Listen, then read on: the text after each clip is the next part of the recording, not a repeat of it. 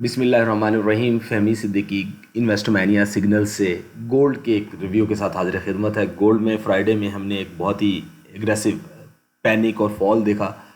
उस पैनिक और फॉल के बावजूद वीक ऑन वीक बेसिस पे जो व्यू बना वो बुल्स को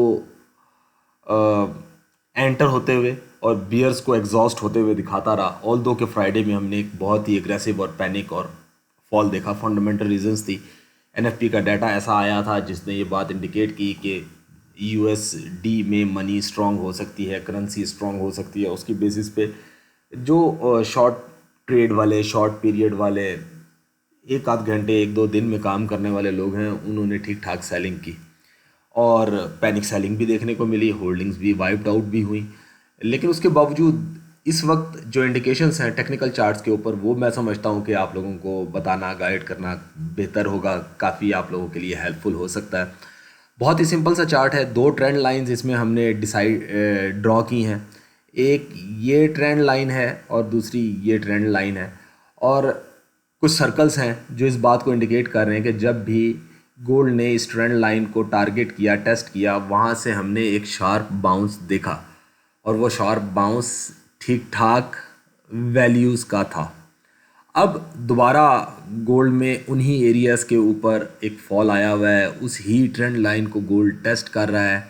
और अगर इस गोल्ड के ट्रेंड लाइन को देखें और यहाँ से हम कोई एक्सपेक्ट करें कि ये अगर ट्रेंड लाइन होल्ड करती है, तो हम ये एक्सपेक्ट कर सकते हैं कि यहाँ से इस तरह का एक बाउंस आ सकता है। डेफिनेटली ये स्ट्रेट बाउंस नहीं होगा।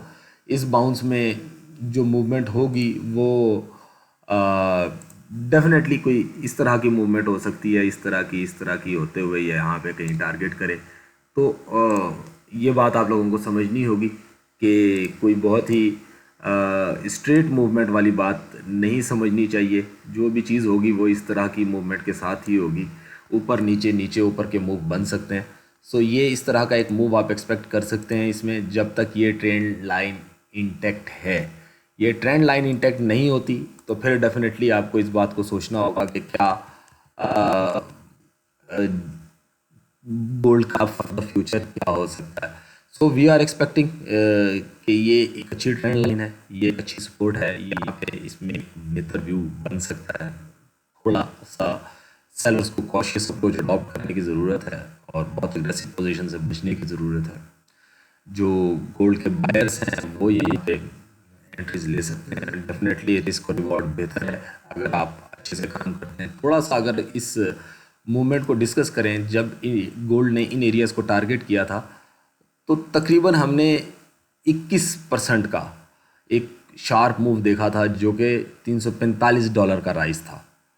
फिर जब गोल्ड ने इन एरियाज़ को टारगेट किया तो जो पहला अपसाइड मूव बना था वो तकरीबन 11% का था और जो इस रैली का लास्ट मूव अपसाइड पे बना था वो तकरीबन 14.5% का था और इसमें $260 का गेन हमने विटनेस किया था। अब गोल्ड इन एरियाज़ पे ट्रेड कर रहा है और अगर ये इसी तरह का मूव लेता है जिस तरह का ये मूव पहले ले रहा था, तो हम ये एक्सपेक्ट कर सकते हैं कि इसमें एक अभी 8-9%, 10% की यहाँ से रैली बन सकती है जो कि $100-200 की इवन हो सकती है।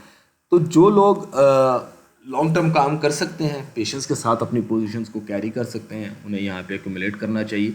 रिस्क और रिवॉर्ड बेहतर है। टाइम पीरियड की गारंटी नहीं है कि कितने दिनों में होगा, लेकिन अगर टेंटेटिव सा अंदाज़ा लगाया जाए तो ये मैं समझता हूँ कि तकरीबन ये 1 महीने का मूव हो सकता है जिसमें हम ये अपसाइड का मूव बनते हुए देखें। यानी कि जून के एंड में या जुलाई के मिड में इस मूव को कंप्लीट होते हुए देखा जा सकता है, जो कि मेरी एक्सपेक्टेशंस है। बाकी फ्यूचर तो अल्लाह जानता है। और रिस्क और रिवॉर्ड की बात करें तो यहाँ से रिस्क और रिवॉर्ड बेहतर है। साथ में अगर ये डिस्कस किया जाए कि क्या खुदा ना खास्ता अगर ये इस स्पोर्ट को तोड़ देता है और इस स्पोर्ट से को तोड़ने के बाद ये यहाँ से नीचे की तरफ, सॉरी जी मैं ज़रा बता दूँ, ये अगर स्पोर्ट तोड़ देता है और इस स्पोर्ट को तोड़ के वो नीचे की तरफ खड़ा होता है, तब भी मार्केट ये चांस आपको दे सकती है कि आप इसमें कोई इस तरह का एक मूव देख लें जिसमें ये वाला एरिया दोबारा रीटेस्ट होने के चांसेस हैं और आप इसमें अपनी पोजीशंस को कवर कर सकेंगे। सो रिस्क और रिवॉर्ड को देखते हुए काम किया जा सकता है। मेरी ख्याल से यहाँ पे बाय की अपॉर्चुनिटीज़ को अवेल करना चाहिए।